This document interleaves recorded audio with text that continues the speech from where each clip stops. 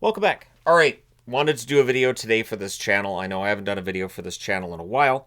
It's been time constraints, and there's been a shift for me since August. In August, for people who may not know, I know most people will. My wife ended up in the hospital for roughly a month. We almost lost her. It was just having a surgeon call me and say, yeah, I'm not really sure what to do here. So I'm calling around to other specialists looking for somebody who can help. It's terrifying. Absolutely terrifying, because she'd already had surgery and they knew she needed another one. They just weren't sure what to do. And so going through that has really changed how I approach things. And that includes when I make videos and what the topics might be. So today I'm going to do one of those videos that I've done on this channel before, where I talk about things I've been watching on TV, internet, stuff like that. But it is part of the reason why, when I have some time during the afternoons, and in previous years I might be like, all right, let's do a TEG video. Now it's like, I'm gonna hang out with Yvonne. I'm gonna spend some time with my wife, and just enjoy having her around. So it's been a change in how I approach making videos this year. I'm also making fewer videos for the hockey channel than I used to as well. So all of that aside, I wanted to start off talking about a wrestling channel that I am really enjoying, Wrestle Me. And I don't know how it took me this long to find it. I don't understand how these guys have videos they posted 2 years ago that only have 30,000 views. Their videos talking about wrestling from, man, all the way back to the 70s and all the way into the early 2000s, and then there are some videos about stuff going on currently as well. Their sense of humor, just the way that they talk about everything, is really funny. They seem to dislike most of the same wrestlers that I disliked over the years too. So I do get a real kick out of their videos, and I'm just gonna go ahead and throw the shout out there, because I'm surprised they don't have like a multi-million subscriber base, when I think they're doing a really bang up job. I would think better than channels that are much bigger than theirs. So one of those rare shout outs for a channel. But I've really, and if it's got Sid Justice or Sid Vicious on the thumbnail, I know I'm going to be endlessly entertained. So, because I had my opinions on Sid Vicious back in the day too, and their opinions match mine. So there may be some of that happens where it's like, hey, they didn't like that wrestler, or they really like that wrestler too. Cool. And then there's some gimmicks that I'd forgotten about. I actually, with Yvonne the other night, I got her to watch their video talking about Oz, which was the character Kevin Nash had before he was Diesel. Man, what a disaster.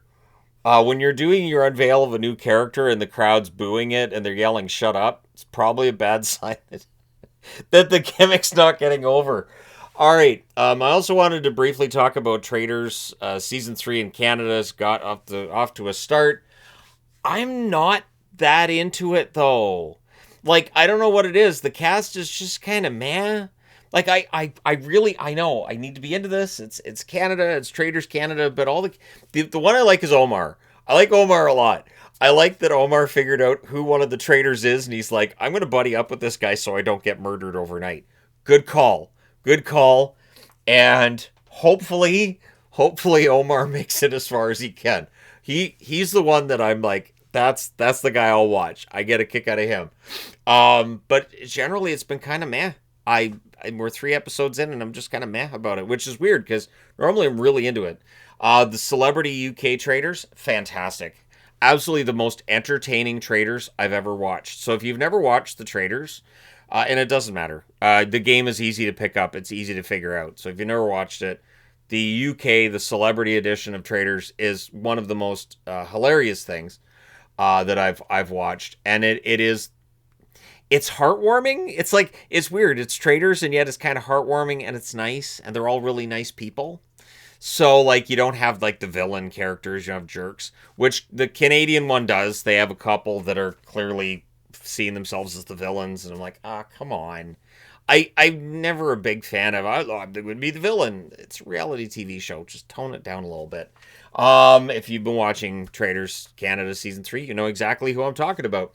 I also wanted to mention Love is Blind in passing here, in that I know that a lot of people who watch this are crossover from the hockey channel.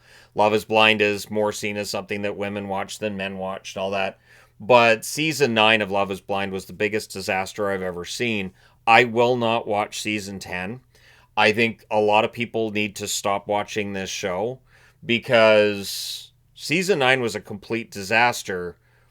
And I think it's insane to have this show that clearly has a broken system and just insist on not changing the system at all and just keep doubling down on it. I think the fact that, spoiler alert, no one got married from this season. Not one. Should be a red flag that the setup you have doesn't work. And the fact that most of these couples broke up for kind of superficial reasons tells you love's not blind. So let's just stop it.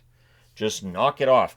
Yvonne and I have an idea to fix it, which would be that they meet up on the show, they do the whole thing with the pods and everything, and then they have 6 months. They have 6 months to live together, 6 months to be together, and figure this out. And then at the end of the 6 months, you bring them back and you see whether or not they're willing to get married. Give them 6 months together, and then decide. Not this 3 weeks later, you got to get married or else.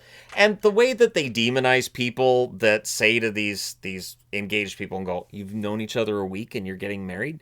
Aren't you crazy? And they play like this ominous music. Like, can you believe these people saying this? Yeah, I can actually. There was one too that he's a dad, and the mother of his son. So they have like a co-parenting agreement. They're not together, but it sounds like they have a good relationship. The mother didn't want the kid to be on camera. And so the mom was like, you're not introducing this girlfriend you got in the pods, this fiance of yours, to our kid on TV. You're not doing that. And they kind of made it sound like the mom was being unreasonable. And I'm thinking, no, that's a normal reaction. So the fact that it's just, and the hosts are awful. The Lachey's are absolutely awful hosts. I roll my eyes every time that I see Vanessa Lachey on my TV, and I'm not watching it again. I'm not doing it. I never finished Perfect Match either. I cannot stand the Lachey's any longer. I am done with shows that they're on. Too Hot to Handle may be absolute bubblegum garbage, but at least it doesn't have the Lachey's on it. Cobweb. I saved the movie Cobweb, and I saved it because Mike and Jay on Red Letter Media talked up the movie. And I even rewatched that video today, parts of it. Because I'm like, I really wanted to see this movie Cobweb, and I waited 2 years to watch it. I watched it this week. Watched it with Yvonne. And the last 20 minutes of a horror movie, you're not supposed to be going, what? We built up to this crap? And I know that there's people who like it, and they're going to come in and tell me, oh, you didn't understand, or it's stupid.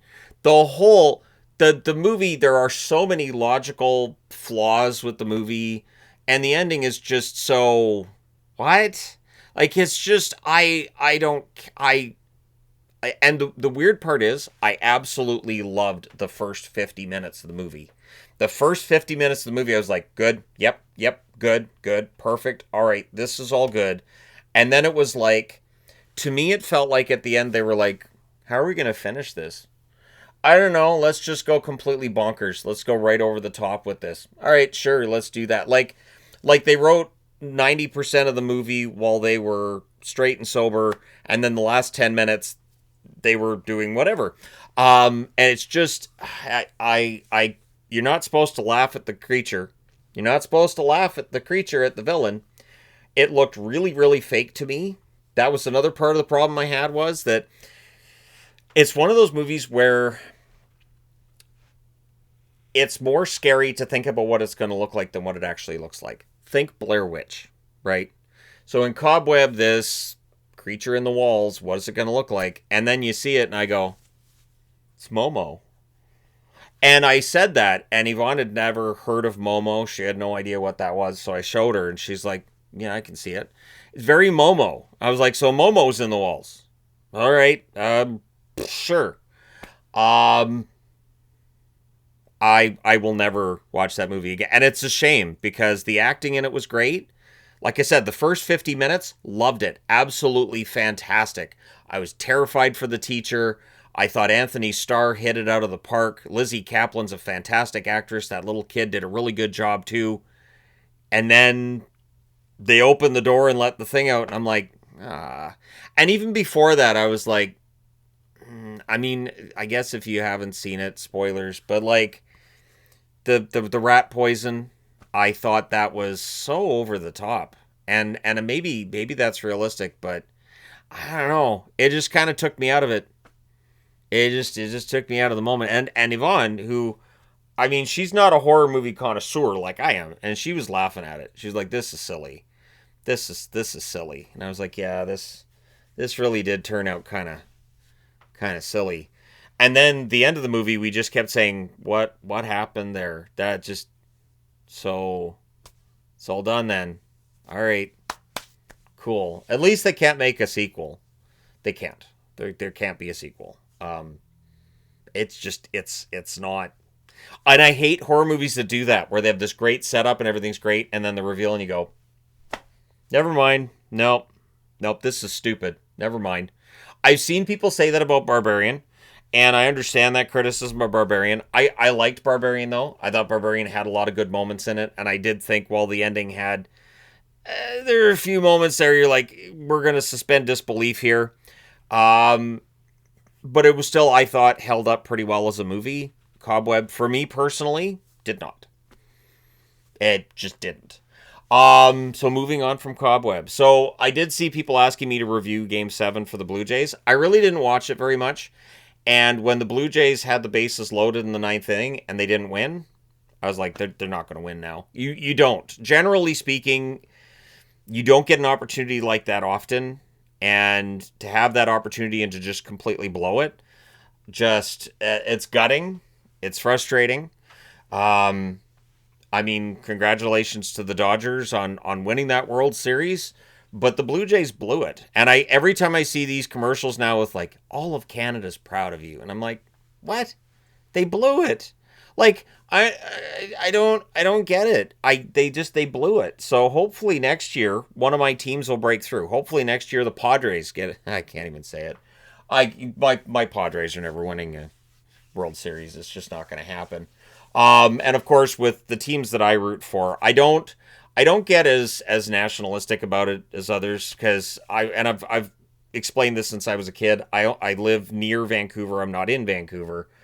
I've never been to Toronto. I've never been in the city of Calgary. I've gone through Calgary on a bus a couple of times, but like, I don't have an emotional attachment to other cities just because of where the boundary is. So I love the Boston Bruins. I like the Boston Red Sox. I like the Boston Celtics. San Diego Padres? Sure. The San Diego Chargers? Yep. LA Chargers? It's not the same. It's just not the same. I still root for the Chargers, sure, but it's not the same as when there was San Diego Chargers. Then there's the Bengals, but the less said about the Bengals, the better. But yeah, the Jays losing in Game 7 is just one of those things. It happens. Toronto, Game 7s, doesn't normally end all that well. So I did finish the second season of Severance. I'm just going to say to anybody watching this, I think Severance is the best television show being made, period. It might now be my favorite show I've ever watched. I think Severance Season 2 put it over the top for me. Just so much depth to all the characters, and there's so many places they could take it. And we'd all wondered what they were doing in micro data refinement, and so when we see what Mark's doing, I'm saying this without spoilers because if you haven't seen it, watch it. It's fantastic. It's on Apple TV, but it's one of the many subscriptions that I have and I forget about until I need it. And yes, I can't wait for season 3. The problem is they can. It's in the writing process, I guess, now, and they haven't even started filming. And it's like, come on, I don't want 3 years between seasons again. I don't want that. I can jump into a show cold. My wife can't. So before we watched season 2, we had to go back and rewatch season 1. So I don't want to be in a situation where when season 3 comes out, I with Yvonne have to go back and watch seasons 1 and 2 again. As much as I enjoy the show, I'd rather just be able to jump into season 3 with a little bit of a recap of what happened at the end of season 2. I do think that at the very end of season 2, that's not Helly. I will say that to people who've watched Severance, that's not Helly. That little look she gives at the end there, it's not Helly. So I'm not spoiling anything for anybody who hasn't watched it, because you're gonna be like, who and what? But it's not Helly. That's my prediction. The concert reviews are still coming, so we have a concert we're going to before the end of this month. It's on a night where there's 15 games in the NHL, so I am still going. This is one of the changes between last year and this year. Last year I would have said, look, there's 15 games, I can't do it. I would have canceled. I looked and I realized there were 15 games on the night because it's a Wednesday night for the concert. And I started to tell Yvonne, I don't think I can go. And she looked really sad, and I was like, nope, I'll get through it. I'll figure it out. So that's one thing that's changed. It's just been a matter of making sure that my priorities are in order, which at times can be difficult if you push yourself. And I do tend to push myself a lot. I make videos 365 days a year. It's been tough this fall too, because I didn't get that vacation. I didn't get that break this summer. My summer ended up being a lot more stressful and a lot more chaotic than I'm used to. And so when the regular season started, there was sort of this feeling that hit me of, oh, I didn't get that break. And so during the season this year, I intend to take little breaks for myself, where I do go out for like a date night, stuff like that. I'm considering doing that tomorrow night. There's just 4 games in the NHL. And I think it'd be a nice surprise if when she's, driving her daughter to Coquitlam to her dad's for the weekend, if I just hopped in the vehicle with her and said, all right, let's go shopping. Let's do something together. Which we haven't done very much at all, because she's still been recovering from surgery and everything there. But she's getting back to being close to 100%. So, I'll definitely spend some time. And I do understand too that most of the subscriber base are totally going to understand that. And people who would have a problem with it may not be subscribers anyways. So I am definitely doing things a little different than I did. But the concert reviews are still coming for Linkin Park, Korn, for Hailstorm, and then obviously the concert we're going to go and see, which is Tea Party, Headstones, and Finger 11. It looks like they're struggling to sell tickets because they were selling them at 2 for 1 last weekend, but I'm fine with that. I'm fine with a half-empty building if that's the case, and I'm excited to go and see all 3 bands. Very Canadian, three-headed band tour that is, and so I think it'll be fun to be at a concert where I can sing along to a bunch of songs, and I won't necessarily be the oldest one in the building. That does happen with some concerts, but when they're bands that I listened to 25 years ago, it's a lot less likely that'll happen. All right. Thank you guys so much for all your support. It's greatly appreciated. I do intend to, make sure I'm always putting content on this channel as well as on the main channel. Just, in terms of priorities, they've definitely changed since August. I think people understand that. But thank you guys so much for all your support. It's greatly appreciated. If you haven't already hit the like and subscribe buttons, both are appreciated. That being said, I'm done for now. I'm doing the video in here because I'm using the whiteboard. Also, our dryer is down, so we're having to use various rooms in the house to dry clothes while we're waiting for a new set. It's not the first time that dryer's had problems. In fact, it's about the 5th or 6th or 7th, and I was like, we're just going to get a new set. Because we need a dryer. It's just, you've got a family of 5 kids, and you've got various carpets and things I've got too, that the rabbits, and we've got a guinea pig cage that needs to be cleaned regularly. We need to have functional washers and dryers, and so yeah, thank you guys so much for watching, for all your support. And once we do have the new functional washer and dryer, 2 things with that. One, it should make it so that the washer spin cycle isn't so loud in here, that I notice it during videos, and I think people have to notice it. And the dryer should be quieter as well. So those would be very welcome for me, considering the proximity of where I am to where the washer and dryer are in this house. So thank you guys so much for watching. Thanks for hitting like and subscribe as well. That being said, I'm done for now. I will talk to you again probably pretty soon. I'm just thinking about, upcoming schedules and everything. I mean, we're getting into Christmas season and American Thanksgiving and everything. I'll be on this channel, and of course the song playlist. I do have the next 50 songs on a whiteboard, and I'm good to go with that soon. And I will be finishing that as well as reviewing WrestleManias, which I hope I can be 10% as entertaining as WrestleMe. WrestleMe is just a fantastic channel. All right, thanks for your support. I will talk to you again soon.